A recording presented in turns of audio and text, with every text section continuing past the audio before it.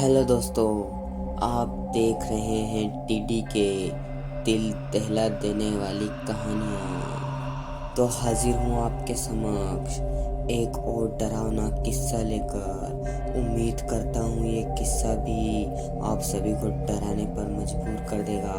बात उत्तराखंड के देहरादून जिले के एक छोटे से गांव की है। मालती 20 साल पहले सुधीर से शादी करके इस गांव में आई थी।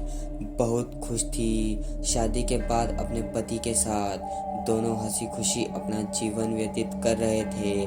सुधीर के पास पुश्तैनी थोड़ी सी जमीन थी जिससे गुजारा करना मुश्किल से हो पाता था।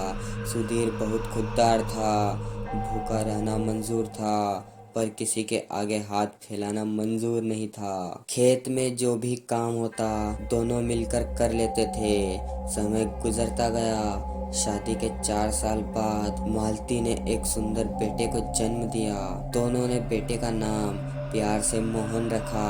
बेटे को पाकर दोनों बहुत खुश थे। एक दिन मालती की दुनिया उजड़ गई। सुधीर रोड एक्सीडेंट में मारा गया।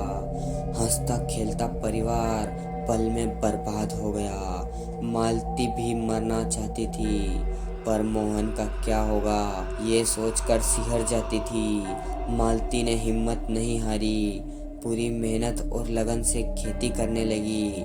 उसकी मेहनत का ही नतीजा था कि अब उसके पास दुगनी जमीन हो गई थी। मोहन, माँ ओ माँ, क्या सोच रही हो? मालती हड़बड़ा कर, कुछ नहीं बेटा, कुछ पुरानी बात याद आ गई थी।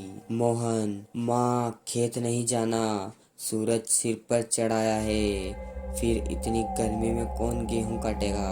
मालती, हाँ बेटा, चल जल्दी चलते हैं, फिर गर्मी हो जाएगी। मैं रोटी और सब्जी बांध लूं, तब तक तू भागकर पानी की बोतलें भरकर ले आ, वरना वहाँ खेत में दूर दूर तक पानी नहीं मिलता। मोहन, अभी आया माँ, 5 मिनट में, बस तू रोटी बांध कर तैयार रखना। मालती, चल बेटा जल्दी चल, पहले ही बहुत देर हो चुकी है। दोनों चलते जाते हैं। मोहन उत्सुकता से, माँ वो वहाँ खंडहर सी हवेली किसकी है? यहाँ कौन रहता है? मालती, कुछ नहीं बेटा, बस तू सीधा चलता रहे, उधर मत देख।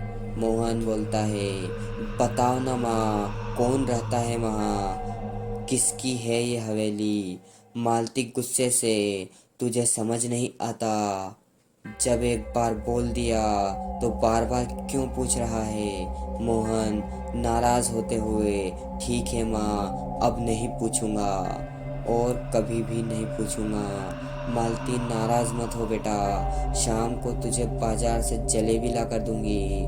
दोनों जल्दी से अपने खेत की ओर बढ़ जाते हैं। मालती, मोहन ये रोटी और पानी वहाँ घास पर रख दे और जल्दी से आ, आज बहुत काम है। मोहन गुस्से से, आता हूँ अभी। दोनों मिलकर गेहूं काटना चालू करते हैं। धीरे धीरे गर्मी भी बढ़ने लगी। मालती, बेटा पानी लाना जरा, बहुत प्यास लगी है। आज न जाने सूरज देवता क्या करके छोड़ेंगे। मोहन चुपचाप से पानी लेकर आता है। बोतल माँ के सामने रखकर अपने काम में लग जाता है। मालती, अब तूने क्यों मुंह फुला रखा है? क्या हुआ है तुझे? बात क्यों नहीं कर रहा मुझसे? उधर से कोई जवाब नहीं आता। मोहन चुपचाप अपने काम में लगता है। मालती, अच्छा ठीक है, जब रोटी खाएंगे तब तुझे बता दूंगी सब कुछ। मोहन खुशी से, सब कुछ? मालती, हाँ सब कुछ। दोपहर में दोनों खाना खाते हुए मोहन मालती से पूछता है, अब बताओ माँ। मालती, बेटा पहले वादा कर कि तू वहाँ कभी नहीं जाएगा। मालती मोहन से बोलती है, बेटा वो हवेली भी गुलजार हुआ करती थी।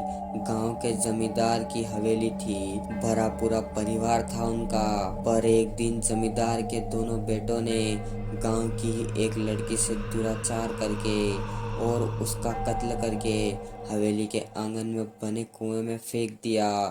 मोहन बोलता है, फिर क्या हुआ माँ, बताओ ना। मालती बोलती है, बेटा वो लड़की तो मर गई, पर उस लड़की की आत्मा अभी भी वहाँ है। उसने जमींदार के पूरे परिवार को खत्म कर दिया। केवल बूढ़ा जमींदार बचा है जो शहर में रहता है। मोहन अवाक रह गया, पूरी उत्सुकता से सुन रहा है और ये सुनकर डर भी जाता है। मालती खाना खाते हुए, चल बेटा जल्दी से खाना खा ले, फिर काम भी करना है। मोहन बोलता है, ठीक है माँ, तू चल मैं आता हूँ।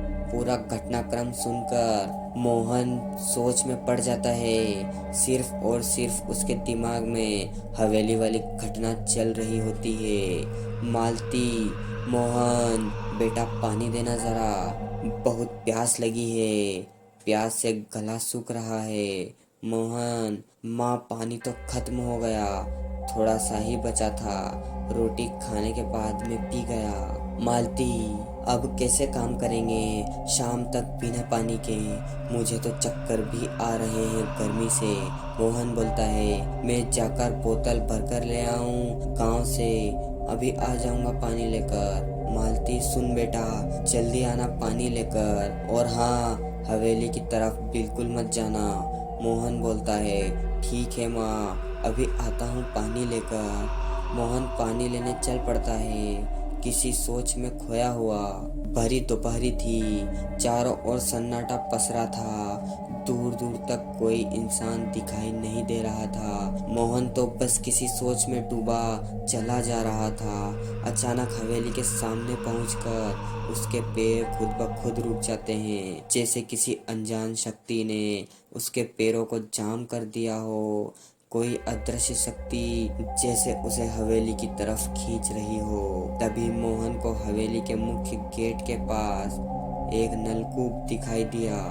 मोहन डरते हुए, क्यों ना इसी नलकूप से पानी भर लिया जाए, इतनी दूर गांव में भी नहीं जाना पड़ेगा। उत्सुकता और एक अजीब से डर के साथ मोहन आगे बढ़ता है। तभी अचानक उसे अपने आसपास किसी के होने का आभास होता है। मोहन डर से चारों ओर देखता है, पर कोई दिखाई नहीं देता। हवेली के पास पहुंचकर मोहन बड़े गौर से देखता है। पुराना दरवाजा, जर्जर हो चुकी ईंटें, मकड़ी के जालों से अटी पड़ी पूरी हवेली, जिसे देखकर मोहन का मन बेचैन हो उठता है।